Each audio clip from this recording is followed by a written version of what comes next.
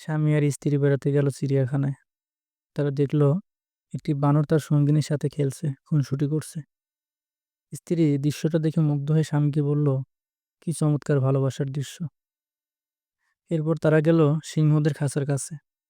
দেখল সিংহ খাঁচার এক পাশে চুপচাপ বসে আছে, আর সিংহীটা অদূরে অন্যদিকে ফিরে বসে আছে। স্ত্রী দেখে বলল, আহ, ভালোবাসা কি নির্মম পরিণতি।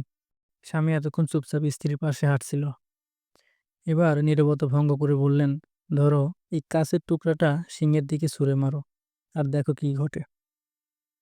মহিলাটি যখন কাঁচের টুকরা ছুঁড়ে মারল, সিংহ ক্ষিপ্ত হয়ে গেল এবং সঙ্গিনীকে বাঁচানোর জন্য গর্জে উঠল। এবার এই কাঁচের টুকরাটা বানরটার দিকে ছুঁড়ে মারো, দেখো কি ঘটে। পুরুষ বানরটার আচরণ লক্ষ্য করো। স্ত্রী কাঁচের টুকরোটা বানরের দিকে ছুঁড়ে মারল। দেখা গেল ছুঁড়ে মারার আগেই বানরটা আত্মরক্ষার্থে ছুটে পালিয়ে গেল, সঙ্গিনীর দিকে ফিরিয়েও তাকালো না। স্বামী বলল, মানুষ তোমার সামনে যা প্রকাশ করে তা দেখে প্রভাবিত হয়ে যেও না। অনেক মানুষ আছে যারা তাদের বানোয়াট লোক দেখানো আবেগ অনুভূতি প্রকাশ করে অন্যকে প্রতারিত করে। আবার অনেক মানুষ আছে যারা তাদের ভিতরের গভীর অনুরাগ, ভালোবাসা লুকিয়ে রাখে। আর বর্তমানে সিংহদের চেয়ে বানরদের সংখ্যাই বেশি।